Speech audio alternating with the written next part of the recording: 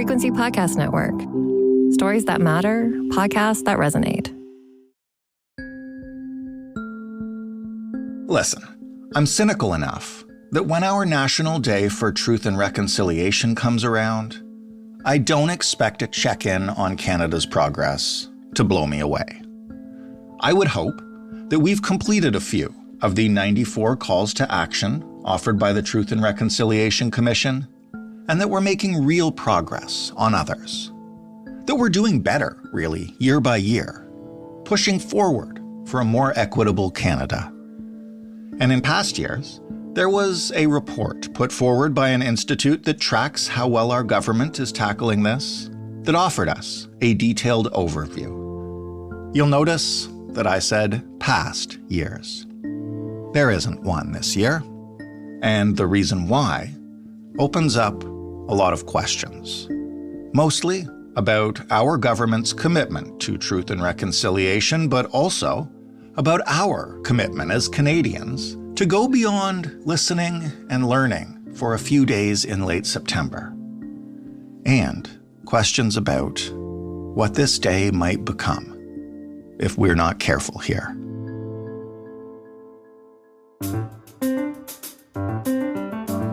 I'm Jordan Heath Rawlings. This is The Big Story. Dr. Eva Jewell is the research director at Yellowhead Institute, an assistant professor at Toronto Metropolitan University, and she is Anishinaabe from Deshkan-Zibing, Chippewas of the Thames First Nation. Hello, Eva. Hi, thank you for having me. For the past a number of years, Yellowhead Institute has done a report that highlights which of the calls to action the government has managed to address each year. And I ask you this because in the 2021 report, 3 calls to action were completed that year, then 2 calls to action in 2022, and 0 in your 2023 report. What happened that year? Yeah, so it was a very disappointing report, to say the least, coming off of the, anticipation of all of the calls to action that were completed in the prior years before 2023. To see that none were completed was a big letdown. But we suspect what was happening was there was more effort being put into the National Council for Reconciliation. But that still doesn't explain the lack of movement in a lot of key areas, like the legacy calls to action, things like publishing annual reports that are key to understanding the discriminatory practices that exist in funding and in closing measurable health outcomes and overrepresentation of Indigenous peoples in the justice system and so on. So we suspect that there was a lot of effort being put into this National Council as kind of the magic impetus of reconciliation, which we have many reasons to worry for that as well. And we can talk about that for sure. But first, I want to ask you about when or if we will see a report this year. So this was the second year in our 5 years of authoring the report that we were reporting on no calls to action completed. And it was feeling very futile. It was feeling very embittering and angering to be writing reports on nothing, analyzing nothing year after year, right? And so particularly when 3 calls to action were magically completed in 3 weeks alone in 2021. Mm-hmm. So we decided to pause the project. We are not really interested in, kind of becoming embittered cynics, or at least I'm not. I should speak for myself. I'm interested more in investing my energy and resources in topics that are of importance to my community. And we can't, as Indigenous people, hold our breath for reconciliation. So at the end of the day, I want to put my effort and my energy into projects that are, and into research direction at Yellowhead Institute that support Indigenous jurisdiction and reclamation and restoration. Do you think, and I realize that this is a kind of a delicate thing to ask, that when people dip in and check in on the calls to action that they can sometimes focus on them in terms of ticking boxes as a yes or no answer, and not on the work that, is or isn't being done, but might not result in an immediate check mark.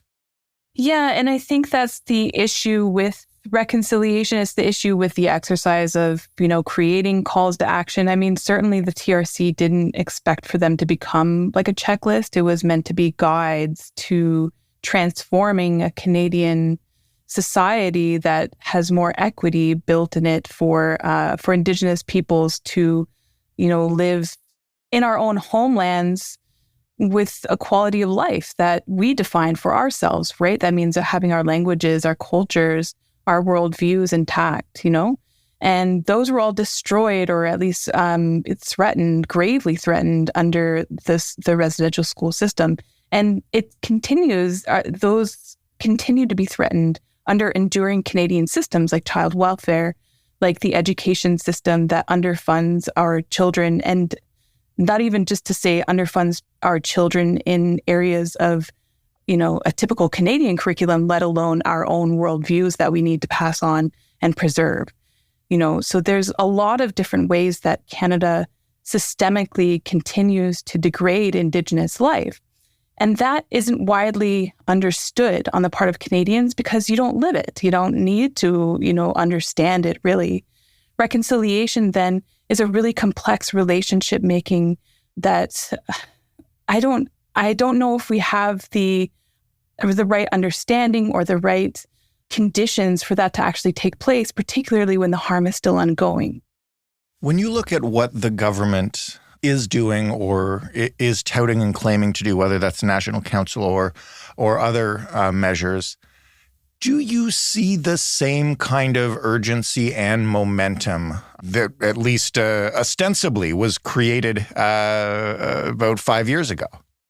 I don't think so. I think that we are, reconciliation risks being just more harm reductions, particularly when we're starting to see this rhetorical shift toward economic reconciliation. This is a worrying trend that I see happening with the popularization of reconciliation. Was always popular, but with it being more ingrained in Canadian society through the National Day for Truth and Reconciliation. So now we've got the corporate sector or right-leaning politicians calling for economic reconciliation, which is to say, creating conditions for Indigenous peoples to be more aligned with a capitalist system. And that to me is worrying. That's not reconciliation. Reconciliation is about changing the system so that they don't produce further harm. It's about recognizing Indigenous laws. We are here in the Toronto area, and that's the Dish with One Spoon Treaty territory. That's a law. That's a law that means don't take more than you need from the land. It requires a fundamental shift to how Canadians live their daily lives. And that is not the reconciliation we're hearing about. We're hearing about these ways that we can kind of jam Indigenous peoples to fit better in the system that we don't want to, that Canada doesn't want to change.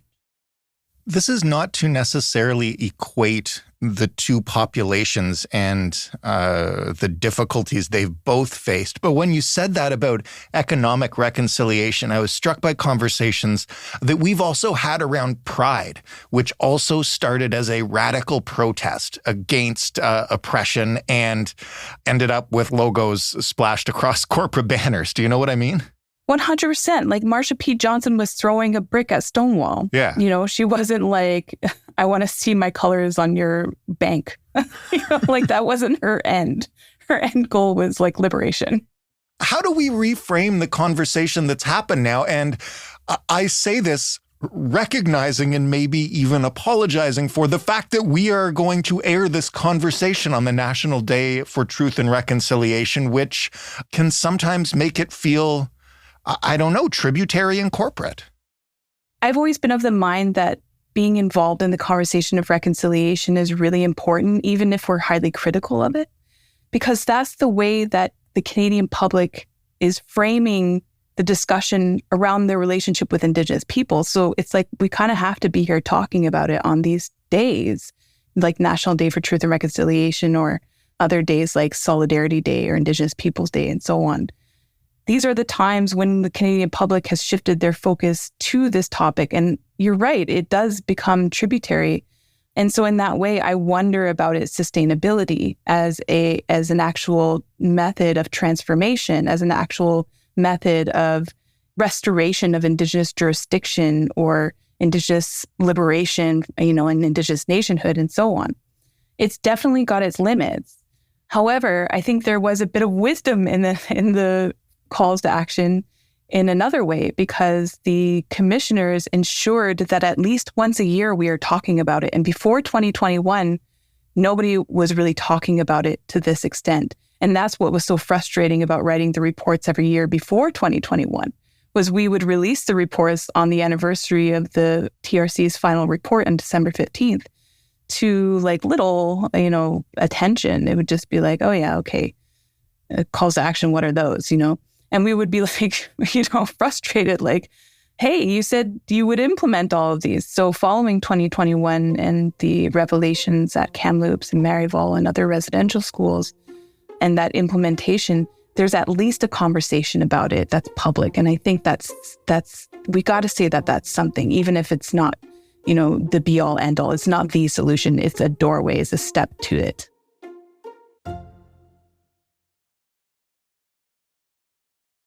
Well, I will say, as tributary and corporate as it might feel at sort of a higher level, the one thing that I have really noticed is I have a daughter in grade 2, and she is learning stuff about Indigenous people and their relationship and their treatment in Canada that I never, ever learned in school, at all.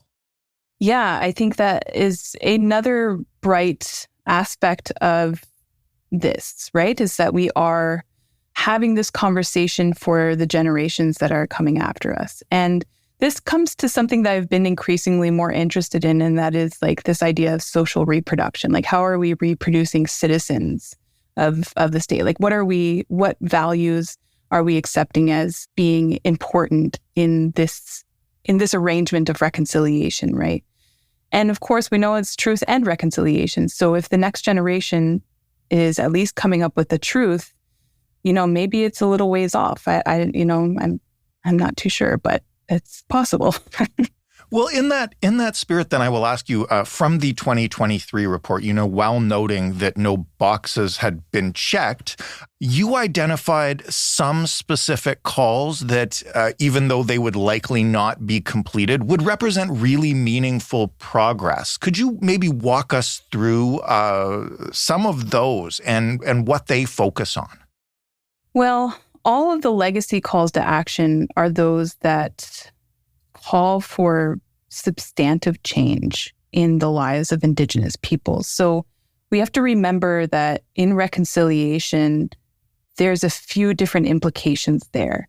Reconciliation is about reforming systems that still cause harm. And those first 42 calls to action call for those changes. And those are the calls to action that we've seen the least progress. So all of those areas, child welfare, health, education, justice, those are all systems that are still producing inequities and discriminatory experiences that Indigenous peoples are enduring, that they're surviving still, right? So when we talk about these types of changes that's really important, we're talking about funding practices that give equity to First Nations schools. Okay, so I grew up on a First Nation. I grew up going to a school that received far less funding than the school, 20 minutes off the res, right? So those schools on reserve are dealing with fewer resources. In areas of health, we are dealing with these massive gaps in health outcomes due to a lack of food security, due to clean drinking water, due to proper housing, sanitation, all of these basic parts of human life that Canadians take for granted. Indigenous peoples we don't enjoy that same privilege. And that's just in education and health. There's many more in child welfare and justice. The two are very closely connected because children who are in care tend to be involved in the justice system afterwards. And so these are all, again, symptoms of underfunding, of discrimination, of ongoing internal intergenerational trauma. Now, I could sit here and tell you all the different ways that Indigenous peoples are experiencing, lower quality of life, but that really doesn't tell you much about who we are as Indigenous peoples. That tells you what the system is doing to us. So what's really, who we are as Indigenous peoples is our ways of life, our perspectives, our philosophies, our culture, our language, all of which we are amidst the many different ways that our physical life and well-being are threatened. We are still fighting to preserve all of that as well. And so these are all, purposeful outcomes of a system of colonialism. That's what we mean when we're saying the system is still hurting us, it's still harming us. It didn't end, that the Canadian government closed those residential school doors and everybody went home and it was okay, right? On that note, a week ago, leading up to National Truth and Reconciliation Day, the Canadian Medical Association issued a formal apology. And I wonder what your thoughts are on those kind of apologies from organizations in general, and what kind of impact they have on the very real experiential problems that you just described.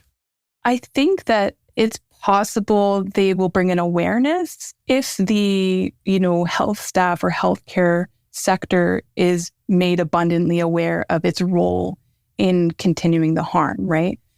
And, when we talk about big systems, we tend to depersonalize it, that these are actual people causing harm in these systems. It's a nurse. It's a nurse causing you harm. It's a doctor not believing you. Right. It's not a letterhead. Exactly. It's not just like a group of, this big, scary, faceless system. These are actual Canadians populating these systems that perpetuate the discrimination. And so as long as these organizations are producing these apologies, and will they commit to the change that the calls to action call for, which is to educate its sector, its professional organization on their role in perpetuating colonial behaviors, things like paternalism or having just an inherent discrimination whereby, certain care is provided to Indigenous individuals versus, a non-Indigenous individual, which we saw in the case of Joyce Echaquan, right? And so I think that, it's a gesture, but it's not the end. We'll get to the government in a second, but first, after years of learning and listening, I guess, what can the Canadian public actually do to create some momentum on the priorities that you just mentioned? It's a tough question because some of the most material and tangible change that can happen happens in those structures. So it happens in policy, right? And so what that would require of a Canadian public is to become active within like a community political setting. It's possible that by organizing and assembling to pressure a political representative, if that were done, throughout Canada, to pressure political representatives to follow through on certain calls to action, like repudiating the doctrine of discovery, which the doctrine of discovery forms the basis legal argument that Canada makes over First Nations and Indigenous lands and justifies resource extraction in our territories, right? So we're talking about a public that's paying attention, a public that isn't apathetic to what its country is doing, right?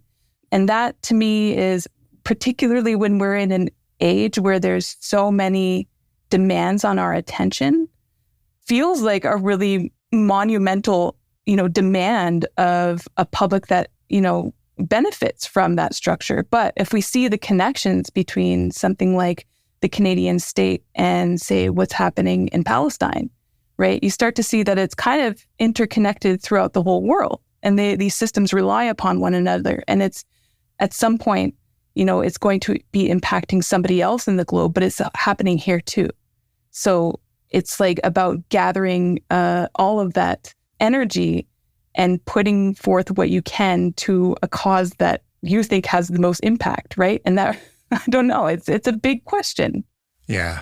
And when you talk about using that power politically, and you look at the fact that we're currently, whether it's next month or next year, very close to a new federal election in Canada, obviously, we don't need to go over the fact that the government is not very popular right now.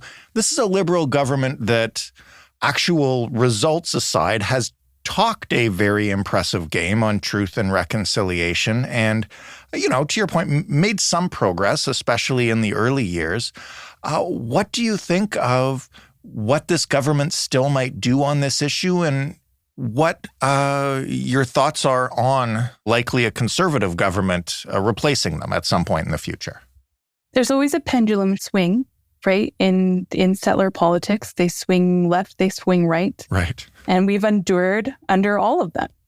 Usually under the right governments or under the Conservative governments, we get pushed into these, systems of austerity. More harms will occur, more budget cuts.